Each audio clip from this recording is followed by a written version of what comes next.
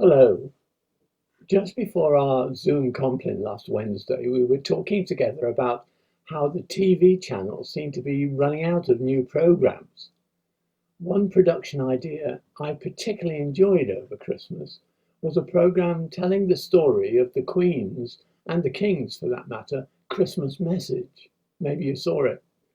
What struck me about it was how it's changed with technology. The first one was pre-recorded on shellac, and then there was the first live radio broadcast, and then the first television broadcast, and then colour television, etc., etc. And yet the overall purpose of the message has always remained the same.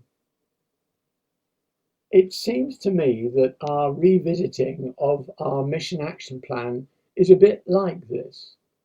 The purpose is the same, the gospel is the same, but the means of delivering are forever changing, especially following a global pandemic. Right at the start of the pandemic, the Church of England embarked on an ambitious initiative looking to the future. It was called the Emerging Church. It took the view that the world post-COVID would not be the same, and therefore we need to reflect on what we're learning from this experience, which affects all aspects of church, worship and witness, and how the church is funded and governed. The four groups established continue their work today. And then in September last year, the Bishop of Tonbridge added to this emerging church thinking in his After the Virus paper.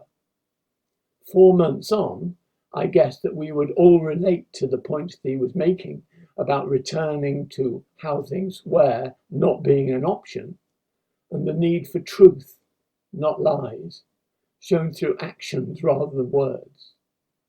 Spreading the gospel through involvement in our communities, developing ways to support inquirers, and share the love of God through the life of Jesus Christ. His point about the role in mental health is probably more relevant now than it was when he first said it. And then in the end of September, the Archbishop of Canterbury, Justin Welby, held a 2-day online conference, which actually I attended, called Reimagining. He made the following points about our direction of travel, which is summed up in the 3 points that you can see. The church, he said, has two purposes: worship and witness. In the last year, we've seen both challenge but also opportunity. The Church of England will look very different in the future, he said. We are more clear that we have an evangelistic role in our community life. We must demonstrate a new vision to a broken world. He reminded us that Jesus calls for people with soft hearts and hard feet, not the other way around. He also said that the ministry of our church must be outside the buildings.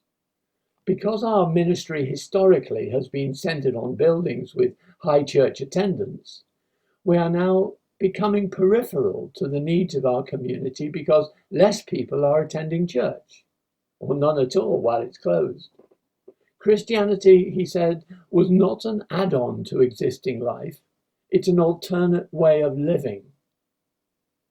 Our reimagining, he said, must have everybody on its horizon: the poor, the needy, the outsiders, the outcasts, not just people like us. We need to be non-judgmental, non-discriminating, he said.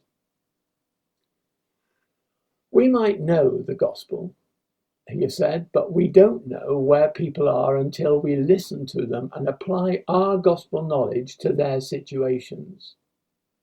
Situations as we come out of the pandemic are likely to focus on mental health, unemployment, poverty, young people trying to find their identity, rebuilding community life.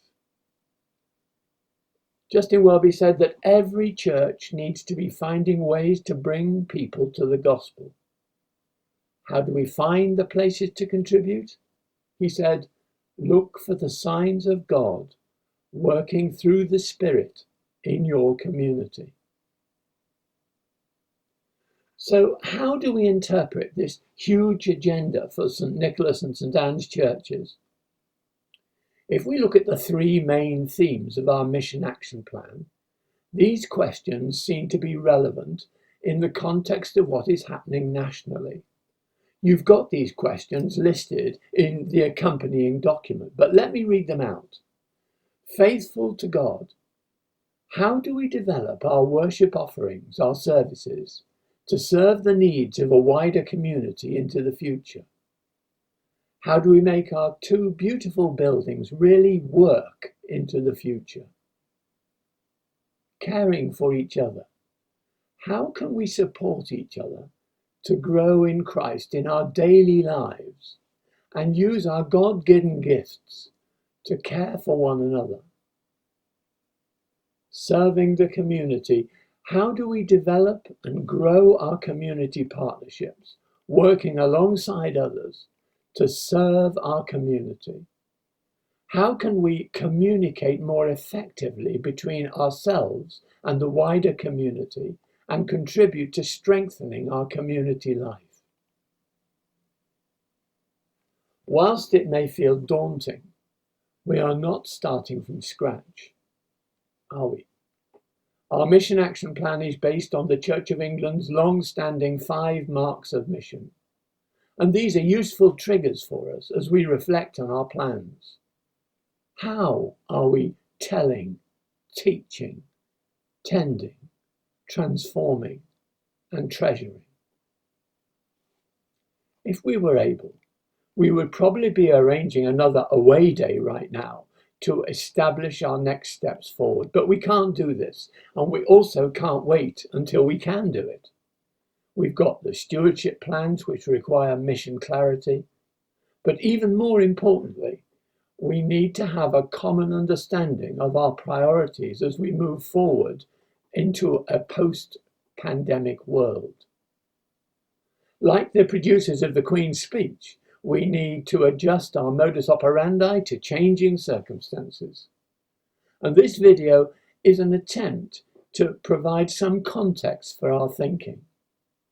The next step will require up to an hour of your time looking at what came out of the 2019 Mission Action Plan review, and in the light of what's happened since, writing down what we each feel we should be focusing on related to our 3 main themes. And at our Zoom meeting on the 9th of February, we will each have 3 minutes to speak to what we have been thinking about. You can say a lot in 3 minutes, but only if you're clear about what you want to say about each of the 3 themes.